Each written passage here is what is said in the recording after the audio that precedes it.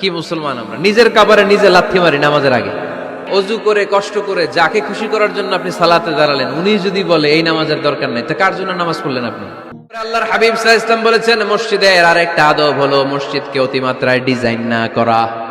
বেশি ডিজাইন করা যাবে না, এমন ডিজাইন করা যাবে না যে এটা মসজিদ বোঝাই যায় না। এত লাইটিং ফাইটিং করে, এটা কি মসজিদ না কমিউনিটি সেন্টার বোঝাই যায় না।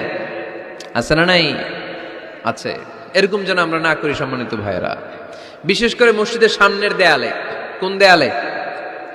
সামনের দেয়ালটা কেবলার দিকে যেই দেয়াল, এই দেয়ালটা হতে হবে ফ্রেশ, যাতে করে মানুষের দৃষ্টি আকর্ষণ না করে। প্রায় মসজিদের দেয়ালের মাঝখানে দেখবেন আপনি ক্যালেন্ডার ঝুলায় রাখে, আছে না নাই? মৌলভীবাজারের কি অবস্থা? খিতা খবর আছে? তো এই যে ক্যালেন্ডার ঝুলায় রাখে, ওইখানে দেখবেন বিভিন্ন মসজিদের ছবি, এতিমখানার ছবি, মানুষের ছবি। তো মানুষ নামাজে পড়ে আবার ওগুলোও তাকায়, আছে না নাই? প্রথম কাতারে পরে ওইখানে কি লেখা এগুলো পরে, তার ডিস্টার্ব হচ্ছে না? এই মুসল্লির দৃষ্টি যাতে অন্যদিকে না যায়, এটা খেয়াল রাখতে হবে। যদি পারা যায় মসজিদের সামনে কোনো ঘড়ি টড়ি চলবে না। ঘড়ি মসজিদের পেছনের দেয়ালে, সময়সূচি পেছনের দেয়ালে, সব পেছনে। সময় কয়টা বাজে ওটা ইমাম দেখলেই চলবে, ইমাম এভাবে দেখে নিবে, আপনারাও দেখে নিবেন। কিন্তু সামনের দেয়ালটা যত সিম্পল করা যায়।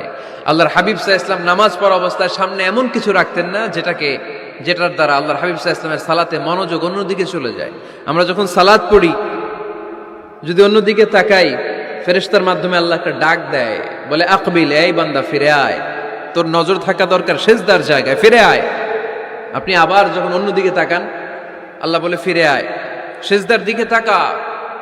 আপনি আবার যখন ঘড়ির দিকে তাকান, আল্লাহ বলে আকবিল, ফিরে আয়, সিজদার দিকে তাকা। আপনি যখন আবার অন্যদিকে তাকান, তখন আল্লাহ বলে লা হাজাতা লি ইলা সালাতি, তোর এই নামাজের দরকার আমার নাই।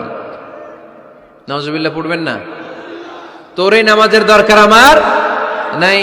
অজু করে কষ্ট করে যাকে খুশি করার জন্য আপনি সালাতে দাঁড়ালেন, উনি যদি বলে এই নামাজের দরকার নাই, তা কার জন্য নামাজ পড়লেন আপনি? কথা কি বুঝতে পেরেছেন? এই জন্য এলাকার গণ্যমান্য ব্যক্তিবর্গ আছে, আমাদের চেয়ারম্যান সাহেব আছে, আরো অন্যান্য বিজনেস ম্যাগনেটরা আছে। আপনারা মসজিদ যখন নির্মাণ করবেন, সামনের দেয়ালটা যত সাদামাটা হতে পারে ততই ভালো। এমনকি জায়নামাজের মধ্যে এখন কাবা ঘরের ছবি আছে না নাই? আছে না? কি মুসলমান আমরা, নিজের কাবারে নিজে লাথি মারি নামাজের আগে।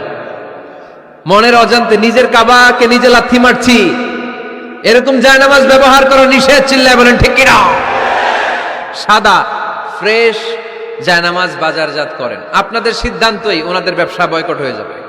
আপনারা যদি এখন থেকে মসজিদের মিনারা আর কাবা ঘরের যে প্রতিকৃতি বা ছবি, এরকম ছবি সম্বলিত জায়নামাজ কিনা বন্ধ করে দেন, এদের মার্কেট থাকবে?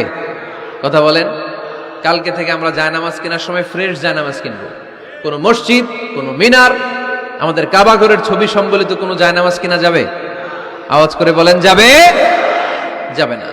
এগুলো হচ্ছে মসজিদের আদাব। এগুলো রক্ষা করে মসজিদে ঢোকার দরকার আছে না নাই?